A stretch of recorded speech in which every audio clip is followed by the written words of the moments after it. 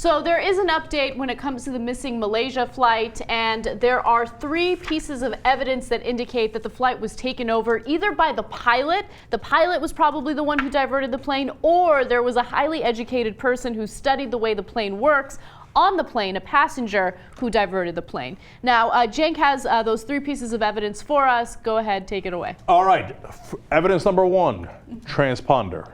Okay, so let me quote someone, not me, the Associated Press. The plane's transponder, a signal system that identifies the plane to radar, was shut off about an hour into the flight. So that means there's an active,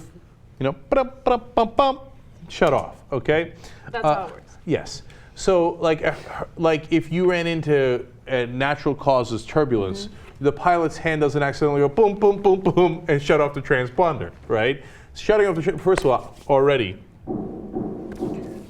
no question in my mind that it was hijacked by the pilot or someone on the plane.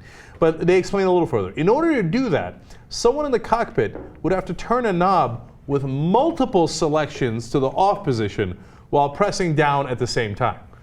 So it's boom, boom, boom while holding another button. They hijacked the plane. There's just no question about it, right? The only question is who did it, why did they do it, and where the hell's the plane, right? But that did not happen by accident. Already it's case closed. But we'll go on to the second piece here. ACARS, what is that? Part of Boeing 777's aircraft communication addressing and reporting system was shut off as well. That's ACARS, okay? So they bothered to shut off a second thing. Now there's 2 parts of that they explained. The information part of the system was shut down, but not the transmission part. Now the reason that's relevant is the information part is shut off in the cockpit. The transmission part, you would actually have to go down in the engine bay to turn it off, which the pilot or the person who is hijacking the plane could not have done while they were in mid-flight. So this is active. This is actively shutting off different parts in the plane so that they cannot be tracked. But we're not done yet. Third piece of evidence, a guided flight. Once again, the AP explains. The third indication is that after the transponder was turned off and the civilian radar lost track of the plane, Malaysian military radar was able to continue to track the plane as it turned west, meaning that they were still flying the plane. The transponder is turned off, the other things are turned off, but they're still on a known course. You don't hit a natural rough spot and continue on a known course. There's no question at this point in my mind. Finally, in order to follow that course, someone had to be guiding the plane. That's what the Associated Press explains. So it's over. They hijacked it. Where did they bring it? Like I said, we don't know that, and that's the question that the whole world is asking.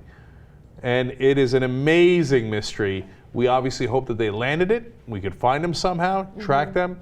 India and Pakistan were asked about it repeatedly, and they basically said at the end, stop asking us. We have no idea. They're like, we told you 100 times it did not enter our system. And it's kind of embarrassing and at this point for you to keep asking me like I'm not telling you the truth. They asked Afghanistan, did it go into your airspace? The guy said, I don't know. We don't even have radar. Ask the Americans. Okay, so it's unclear where it is. Right.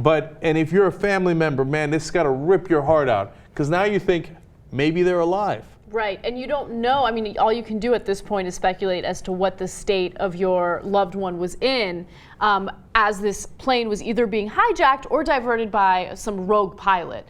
So it's a scary situation, but just to make sure you guys understand exactly how this works, I'm going to go ahead and make a paper plane for you and demonstrate what the plane looks like and what the transponder would be like if you were to turn it. I'm just kidding, but CNN did something kind of similar. They didn't use a paper plane, but they decided to use a toy plane to make their point. So they're literally playing with toys on camera so they can continue speculating on this story that we still have very little information about. I just gave you all the information we have. Yes. And that CNN has and that anybody has. Okay? But literally, I'm now doing this experiment. You could do it right now. Turn on CNN. Guaranteed that they're talking about the plane. I did it throughout the day. Plane, plane, plane.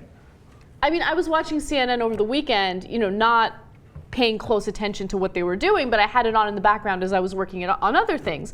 And I would periodically look up thinking, okay, maybe they're going to mention Crimea, maybe they're going to mention some other story. I don't know, there was like a million other things happening in the world. And no, they just focused on the missing plane nonstop. No new information, more speculation, more toy planes. It's absolutely ridiculous.